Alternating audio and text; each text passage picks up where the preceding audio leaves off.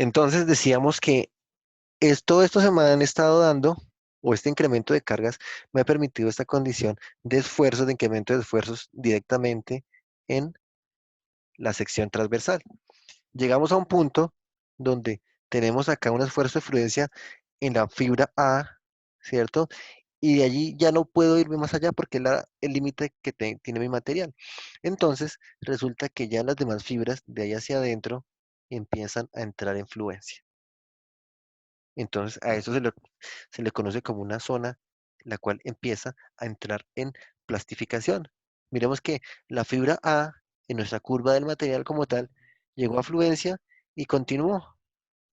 Sí, continuó en esa línea de fluencia. Esta es una línea, un diagrama elastoplástico que me está representando el material, ¿cierto? Entonces estoy diciendo que el límite, este límite es FY.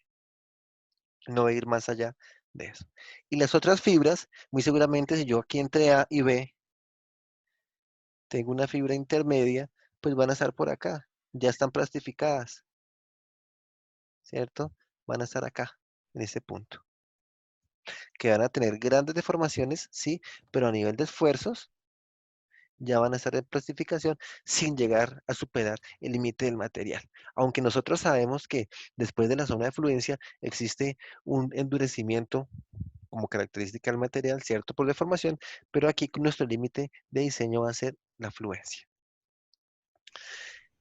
Y ahí nuestro punto B todavía sigue en rango elástico, véanlo por acá, ¿sí? Entonces nuestro punto B no está por allá abajo, arriba, sino está por acá, en rango elástico, todavía no ha llegado a fluencia. Entonces empiezo a tener todo ese comportamiento y después sigo incrementando la carga hasta llegar a un punto donde mi diagrama, que inicialmente era triangular, voy a superponerlo. Si aquí yo inicialmente tenía un diagrama triangular, ¿cierto? Un diagrama elástico, ahora se me convierte en un diagrama plástico, donde todas las fibras entran en fluencia. Bueno, las fibras sobre el eje neutro entran en fluencia y las fibras bajo el eje neutro también entran en fluencia. Unas por tensión y otras por compresión. Entonces ahí ya vemos que tanto A como B, ¿cierto? Llegaron a fluencia. Entonces ya están en la zona plástica. Y esta representación, pues ya la podemos ver, igual que en el esquema anterior, una volumetría,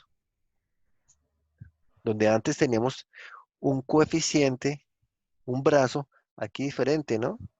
Porque esto era un triángulo y este era otro triángulo, entonces aquí era un tercio, el centroide de aquí hacia abajo, perdón, dos tercios, dos tercios hacia arriba, entonces tenía un brazo de 2 H tercios, si no estoy mal.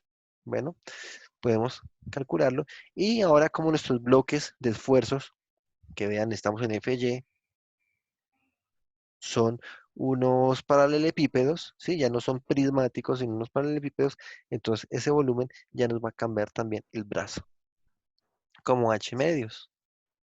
Entonces, esta va a ser nuestra capacidad plástica. Entonces, aquí lo que pudieron ver ustedes es como una evolución de carga, donde empiezo con un estado antes del elástico, llego a un estado elástico como tal, donde mi primera fibra, que ahí denominamos como A, llega a estado elástico, ¿cierto? Esa es mi capacidad máxima elástica.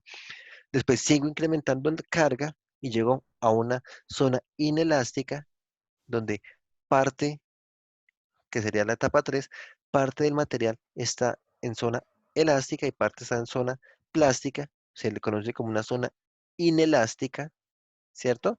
Y hasta llegar a una capacidad, a una etapa 4, donde tengo completamente la capacidad plástica de la sección.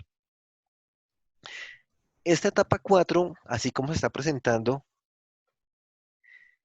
en este diagrama, ¿cierto? Es una etapa ideal, esto es una etapa ideal. ¿Por qué digo que es ideal?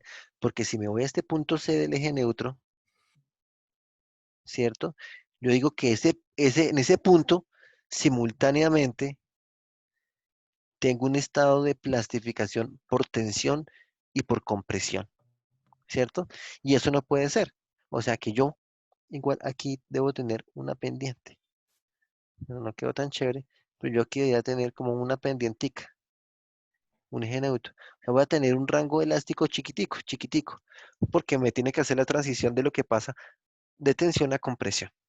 Pero para efectos de cálculo y para simplificar toda la formulación, se considera como si todo, como si hasta el eje neutro estuviera compresión y en la parte superior y en la parte inferior que estuviera también su respectivo volumen a tensión.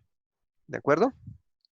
Entonces es una simplificación que hacemos, pero pues sabemos que no puede haber duplicidad de valores, o sea, si un punto no puede estar simultáneamente a tensión y compresión, sería un punto bipolar o algo así.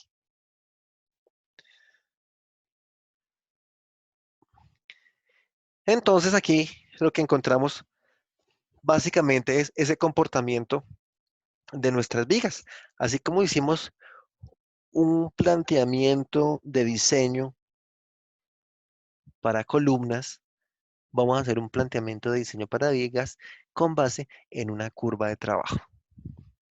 Y en esta curva pues encontramos varias cosas. ¿Sí? Que tengo aquí una zona inicial plástica,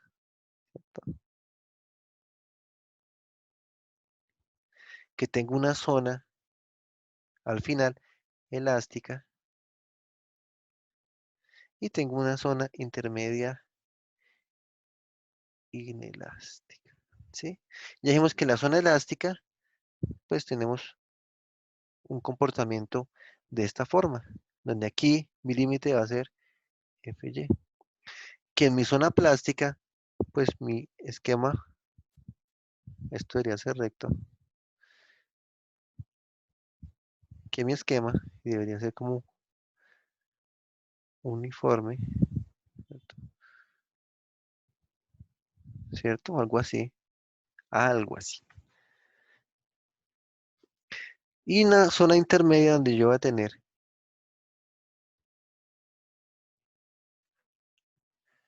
un, unas fibras a fluencia, unas fibras elásticas, que es de comportamiento inelástico, ¿sí?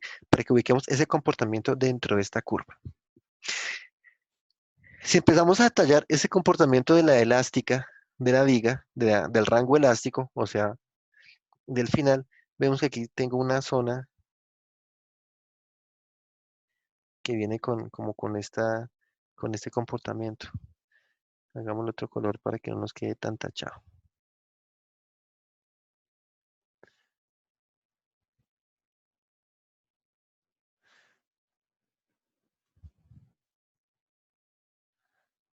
¿cierto? Más o menos. Resulta que esa curva viene de la formulación que hizo Euler. Entonces, ya saben ustedes que de las sesiones anteriores vimos pandeo de elementos a compresión, entonces estaba Euler con unas formulaciones y resulta que ese, ahora como voy a tener un patín a compresión, va a tener una capacidad máxima ese patín antes de llegar al pandeo. Esa capacidad o esa fuerza crítica que nosotros calculamos aquí en esas vigas, antes de que la platina compresión llegue a pandeo, está asociada a un momento crítico. Y también viene de ese postulado de Euler. Entonces voy a tener una curva, nuevamente, ustedes ya recuerdan que cuando hablamos de compresión, pues tenía una zona elástica y una zona inelástica, ¿cierto? Entonces que yo no me puedo ir más allá del material, entonces que por eso hay una ecuación de empalme. Aquí tengo ya no dos zonas, sino tres zonas. Una zona elástica, proveniente de Euler, una zona plástica, que ya vamos a ver qué formulación tiene, ¿cierto? ¿De dónde viene? Porque vean que es una constante hasta cierto punto, hasta cierta longitud, que se llama LP, es una constante, y entre LP y LR tengo una figura de variación lineal. Ya vamos a entrar como tal a la descripción de cada uno de esos tramos. Pero obviamente, al igual que en compresión, pues nosotros no podemos entrar a utilizar esa curva de diseño como tal si no garantizo que los elementos sean compactos. ¿De acuerdo? Entonces vean que ahora ya tengo más límites. Esta fue la tabla. Aquí traje la misma tabla que les pedí que ustedes tuvieran. ¿cierto? Entonces tengo dos límites. Ahora tengo un límite lambda P y tengo un límite lambda R.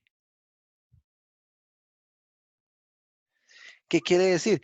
Que si esa relación que ustedes ya la han calculado, que es dependiendo del material, ¿cierto? De la raíz del modo de elasticidad sobre el esfuerzo de fluencia, está por debajo. Bueno, busquemos en particular cuál es la que nos sirve a nosotros. Vamos a decir que, recordando, elementos no atiezados y que tengo elementos atiezados, ¿no? Elementos no atiezados como las aletas de las vigas tipo I. Entonces, ahí sí, ya me vengo con toda propiedad acá, ¿no? Aletas en perfiles laminados tipo I y en canales y secciones tipo T, ¿cierto? Entonces allá podemos ver que esas aleticas son este pedacito, que eso puede pandear cuando yo le aplique la carga, pues el momento para este caso, ¿cierto? Esto puede pandear o esto puede pandear. Son elementos no atiezados pues, porque tienen un extremo, digamos, suelto, libre para el pandejo. Y por otra parte, voy a ponerlo aquí otro color, elementos atiezados, puede ser este, ¿no? El 15. Para vigas tipo I, ¿no? Que son las que son más eficientes para este caso. Que dice almas de perfiles en I de simetría doble y canales. Entonces también tengo mis límites, en ese caso, un lambda P y un lambda R. A diferencia de compresión que solo tenía un lambda R era o lambda P, un límite. Entonces lo que hacemos ahora es verificar que aquí está lambda P, generalmente aquí está lambda R, ¿cierto? Si está más pequeñito que lambda P, es compacto. Si está entre lambda P y lambda R, es no compacto. Y si es superior a lambda R, es un elemento esbelto. ¿Sí? Para que lo tengan en cuenta. Entonces, si nosotros queremos entrar a esa curva de diseño como tal, tenemos que garantizar que sea compacto, o sea que sea inferior su valor de relación ancho-espesor para aletas y para alma a ese lambda P, tal como lo hicimos nosotros para compresión, ¿sí? Lo que pasa es que estos límites son diferentes. Si ustedes van y revisan sus apuntes de compresión, revisan la norma, las tablas que las deben tener a la mano, pues ese factor aquí de 0,38 y de 1, allá tenía un coeficiente diferente, ¿sí? Entonces, solo para tenerlo en cuenta y también que contextualicemos y hagamos como el match entre qué es lo que pasa con compresión y qué es lo que pasa con flexión, ¿sí? Entonces, entro mi curva siempre y cuando mis elementos sean compactos. Entonces, nuevamente, lo primero que tengo que revisar es el pandeo local.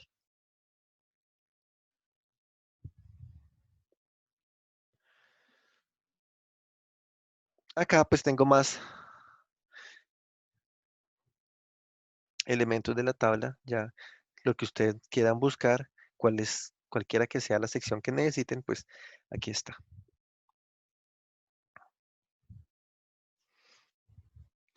Y entramos de una vez a definir entonces cómo es que se hace el diseño como tal de estos elementos, ¿sí? Voy a empezar a detallar qué es lo que pasa en el rango plástico. Entonces, en el rango plástico, les dije en su momento, tengo un límite, ¿cierto? Un momento de plastificación que es una zona recta, ¿cierto? O más bien, que es constante, que mi curva es constante y que está limitada entre cero, una viga, para este caso, un elemento de toda flexión de longitud cero, que es como difícil de conseguir, hasta que llego a una longitud P. Entonces, este es el diagrama que me representa esa condición de trabajo. Ya lo vimos previamente aquí, lo vuelvo a traer a colación. Y de acuerdo con la normatividad, ahí tengo la referencia de en qué parte de la norma pueden encontrarlo. Ustedes van al título F2.6 y encuentran elementos diseñados a flexión, ¿cierto? Y me dice que ese valor de L sub P se calcula en función de estas propiedades geométricas de la sección RY, ¿cierto? Y del material como tal. Este coeficiente es bastante utilizado, ¿no? Raíz de E sobre FY. Entonces, cuando ustedes tengan una hoja de cálculo, muy seguramente es conveniente que tengan ese factor, porque lo ven que se llama varias veces en las formulaciones que tenemos,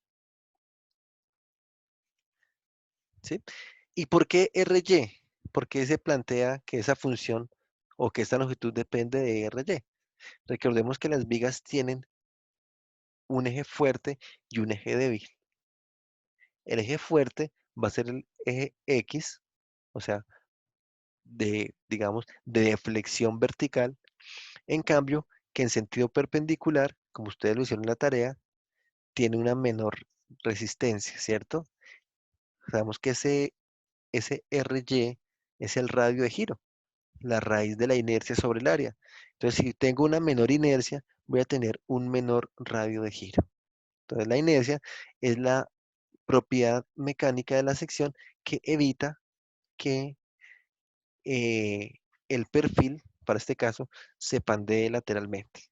Aunque pandeo, bueno, el pandeo de la aleta, el pandeo más asociado a la aleta, ¿sí? Entonces, por eso es que existe el RY. El RY en el cálculo de LP, que sería mi primer límite, donde digo que entre 0 y LP va a haber, no va a haber pandeo torsional, sino que hay una plastificación completa de la sección.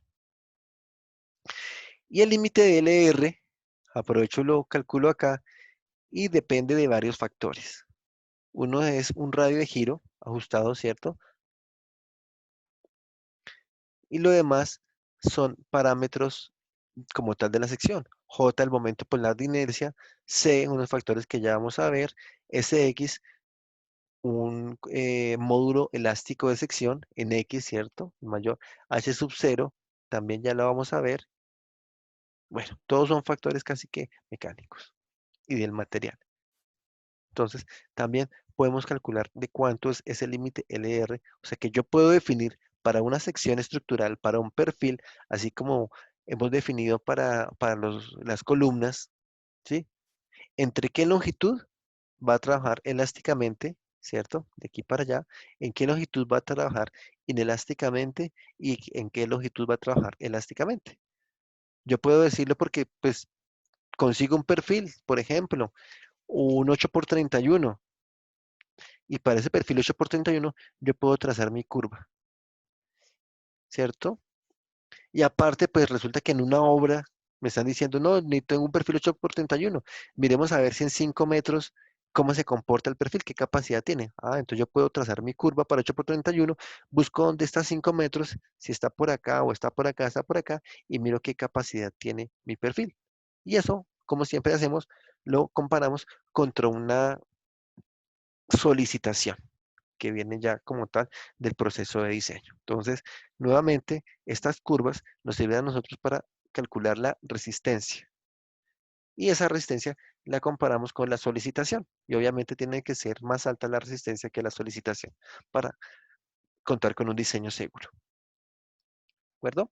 Entonces, cálculo de LP, tenemos la expresión, cálculo de LR, también tenemos la expresión. Estos vienen tomadas directamente de la norma. Igual como siempre les digo, vayan y consulten la norma a ver qué más dice.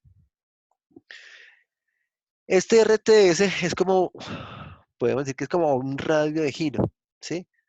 Como un radio de giro ajustado, donde aquí se calcula con esta expresión, también viene de la norma.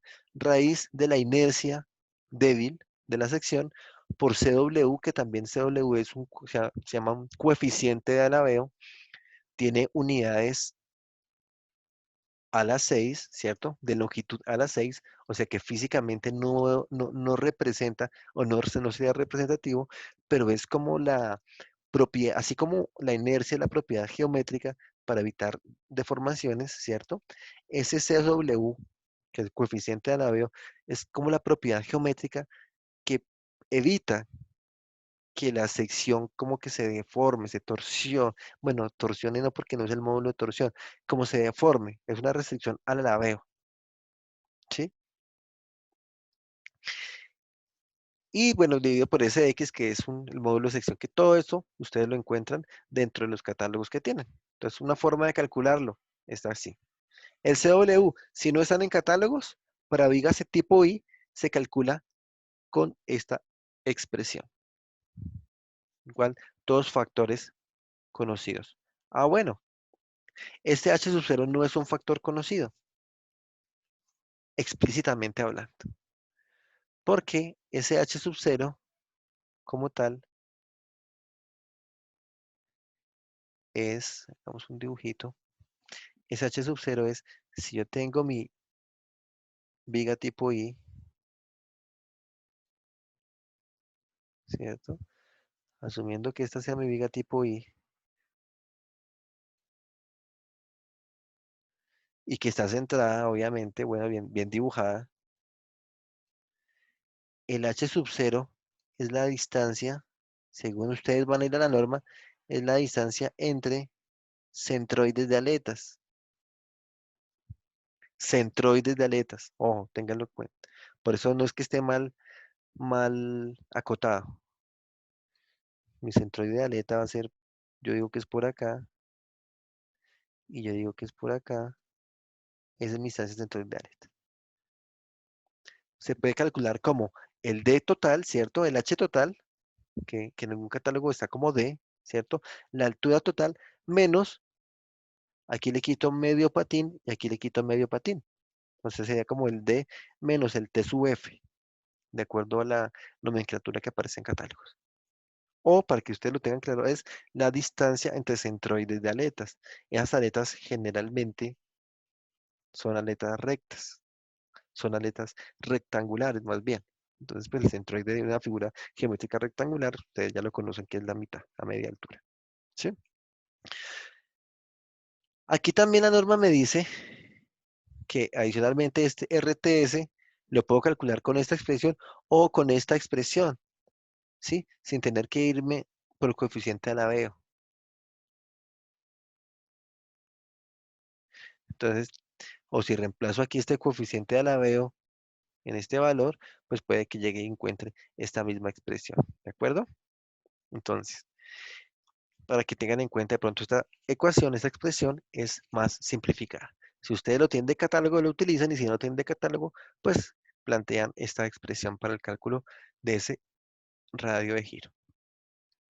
Y me dice que este C, el valor de C que aparece aquí en el cálculo del LR, de la longitud, del límite de longitud entre zona inelástica y zona elástica, es uno para perfiles en I de doble simetría.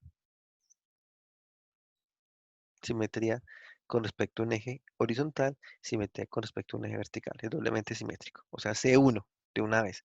O si tengo canales, también puedo utilizar vigas como canal. Planteese con esa expresión, H medios de la raíz de I sub Y sobre CW. ¿Listo? Entonces, toda esta formulación está para este tipo de secciones.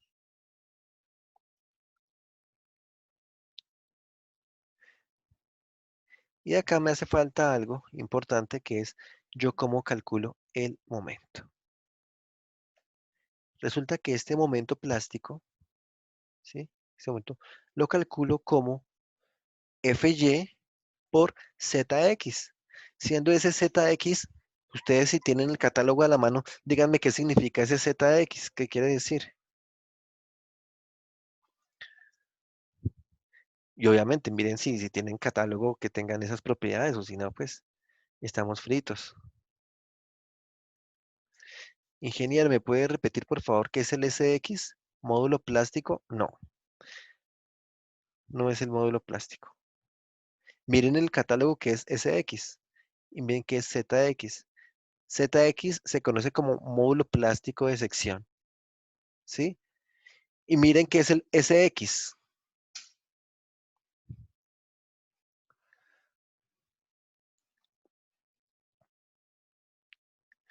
Dice propiedades elásticas. Pues el Zx es el módulo plástico de sección, el Sx es el módulo elástico de sección. Co- Tomen un perfil tipo I cualquiera y comparen cuál es mayor, el Zx o el Sx.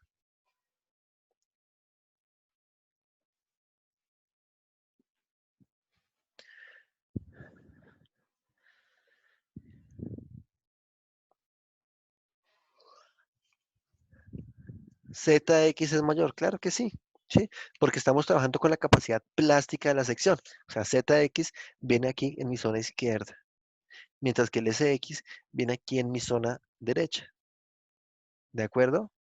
Entonces, ya vimos que la capacidad máxima que tiene un perfil es cuando llega a plastificación. Entonces, ¿por qué se llama ZX? Pues porque es con respecto al eje X, ¿no? Si miran las propiedades, también tengo un ZY, tengo un eje Y, un SY, ¿sí? Que es con respecto al eje menor. Entonces, aquí, como lo estamos viendo, es ZX, SX con respecto al mayor eje, ¿de acuerdo?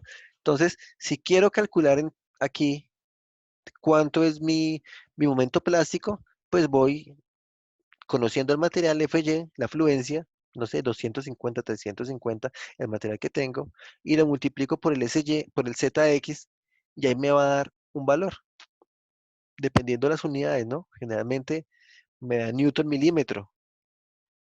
Si tengo este FY en megapascales y esto en milímetros, me va a dar un momento de tantos millones Newton por milímetro. Si lo divido entre 1 millón, me da kilonewton por metro, para que también lo tengan en cuenta. ¿Mm? Aquí calculo MP, ¿cierto? Mi momento nominal en esta zona es el momento plástico, ¿sí? Y es este valor. Aquí en la curva, pues ya está afectando por phi, que para flexión el phi es de 0,9. ¿De acuerdo? Entonces, si yo quiero dibujarlo aquí en curva, ya le digo 0,9 por este valor, por este que se me convertirá en el phi mn. ¿Preguntas de rango plástico? ¿De qué es lo que estamos haciendo en rango plástico? Aquí estamos definiendo la curva. ¿Cómo es que se diseña en estas secciones?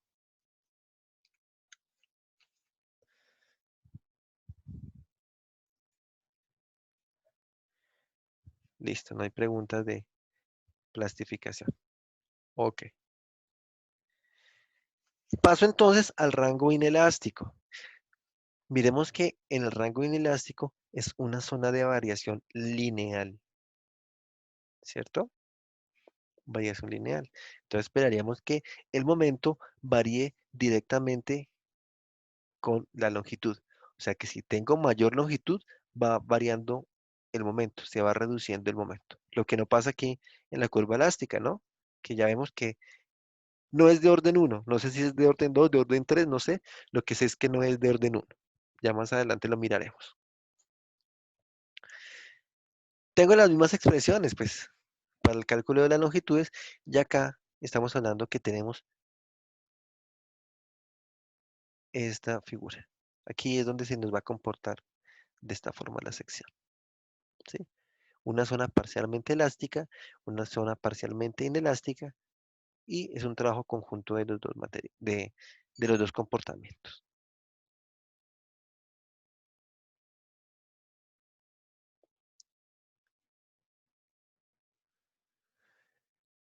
Y resulta entonces que esa ecuación yo la puedo expresar, esta también viene de la norma, con esta expresión. De momento, no miremos qué es C sub B, ¿cierto? Asumamos que es 1, así como nos dice la curva, C sub B igual a 1, y anoten ahí como tarea para la próxima clase averiguar qué es el C sub B, ¿de acuerdo? Porque pues aquí para plastificación no existe, pero aquí para zona inelástica sí existe, ¿sí? De momento voy a decir que es 1, para que no me afecte la formulación. Entonces, como decimos acá, tengo una zona de variación lineal, donde comienzo en MP, ¿cierto? Y termino aquí en un factor que esto se le podría conocer acá, en la norma anterior era más explícito, ¿sí? Este término se conoce como MR, ¿sí? Y es este término MR que está aquí en la curva. Entonces, ¿qué es lo que tengo? Pues Si ustedes recuerdan, bueno, pues aquí voy a decir, esta expresión va a jugar un poco de matemáticas, MP menos MR sobre LP menos LR, ¿cierto? ¿Eso qué es? Es la ecuación de una pendiente, ¿se acuerdan? De matemáticas por allá. Y es igual a X, ¿cómo era? La pendiente era M, a MX más B, ¿no? Llego al mx más b, donde m era la pendiente, y la pendiente yo la puedo calcular como las diferencias en y sobre las diferencias en x, y b el intercepto. Pues acá, como estamos diciendo que es una zona de variación lineal, aquí pues tenemos una expresión muy parecida ahí a la que yo estoy planteando. No es exactamente, porque aquí me está diciendo LR menos LP, bueno, listo. Ahí tengo un signo menos en la parte anterior que me puede cambiar ese planteamiento. Pero pues lo que quiero es que ustedes vean que es una zona de variación lineal, donde este LP es conocido, ¿cierto? Yo lo calculo, este LP es conocido, este LR también es conocido, donde este MR, pues SX que ustedes ya vieron que está en las tablas, FY es del material, o sea, este término es conocido, este MP también son conocidos del planteamiento que acabamos de hacer aquí en, en, en plastificación. Entonces, la única incógnita que vamos a tener básicamente es esta, ¿sí? Ese LB. Acá yo puedo decir que en mi eje de las abscisas voy a dibujar LB. Ah, bueno, aquí está, longitud sin arrastramiento. ¿Qué es arrastramiento? No se preocupen, vamos a ver eso en la siguiente clase. De momento, asumamos que esa es la longitud de la viga, ¿sí? Entonces, todo es conocido. Lo único es que si yo empiezo a variar mi longitud, obviamente va a variar mi momento. ¿Cómo? De forma lineal, así como me lo está indicando la gráfica. Sí, vamos bien.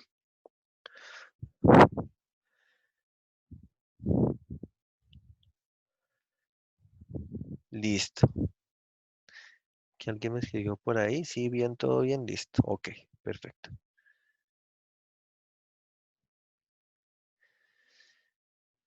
Y ahora pasamos entonces a lo que es el rango elástico.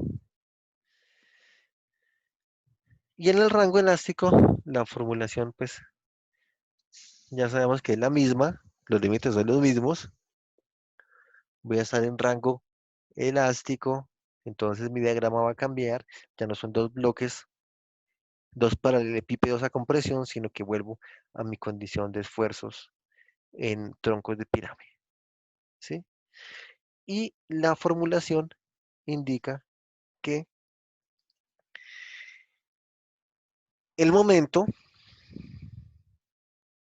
se calcula como este módulo de sección que ustedes vieron por un esfuerzo crítico. ¿Se acuerdan de Euler? Que allá también tenía un esfuerzo crítico por un área, ¿no? Allá era por un área. Aquí ya es un esfuerzo crítico por una sección, por un módulo de sección, ¿sí? Y allá en Euler teníamos no tenemos un esfuerzo crítico asociado a una carga crítica. Y aquí pues lo mismo, ese esfuerzo crítico está asociado a la carga crítica de pandeo de la aleta compresión. Entonces, vean que aquí no vamos a llegar ni siquiera a fluencia. Ese sería un límite, llegar a fluencia, la capacidad elástica máxima, ¿sí? Ese esfuerzo crítico yo lo calculo con esta expresión de la parte inferior, donde decimos que C sub B, que es la tarea que tienen, ustedes la van a averiguar, miren qué es, de momento, nuevamente, planteémoslo que es 1, ¿cierto? Pi cuadrado, pues sigue siendo pi cuadrado, lo recuerdan del planteamiento de Euler, módulo elasticidad también lo conocen, J, módulo eh, momento polar de inercia, ¿cierto? También viene en las tablas que ustedes tienen, catálogos. El C, que ya vimos que para vigas tipo I es 1, o para canales, también lo puedo calcular. H sub 0, ya vimos que era RTS, radio de giro, SX, también lo podemos calcular. RTS vuelve a aparecer acá. Y me queda que este esfuerzo que calculo que dentro de esta expresión va a estar en función de aquí raíz de LB cuadrado, ¿cierto? Y aquí el 1 sobre LB cuadrado. Entonces, creo que es más fuerte ese término de 1 sobre LB cuadrado y por eso es que en esta zona me da esta forma, la curva, porque es 1 sobre, o sea, como decir y igual 1 sobre x cuadrado. Acá pues va acompañado de otros términos que me afectan un poco más el comportamiento, pero pues viene con ese mismo patrón, ¿sí?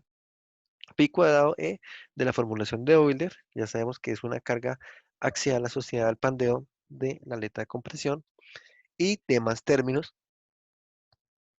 que dependen del material y de las propiedades geométricas mecánicas de la sección. Entonces, tengo para zona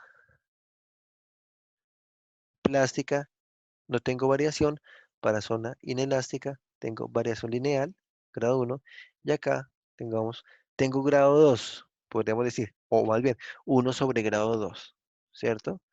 Porque acá tengo un coeficiente 2 y acá un coeficiente 2 pero que está afectado por una raíz y demás, ¿sí? Entonces, esa, ese es el comportamiento de nuestras secciones, el comportamiento de flexión de nuestras vigas tipo I. No sé si hay dudas, nos queda un minuto. Ya retomamos para mirar con qué continuamos.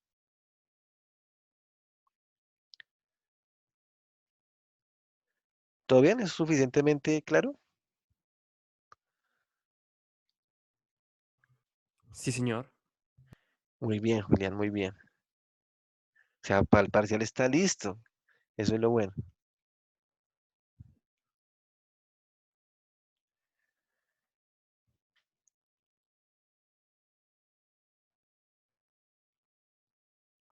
Ingeniero, qué pena, yo tengo dos preguntitas.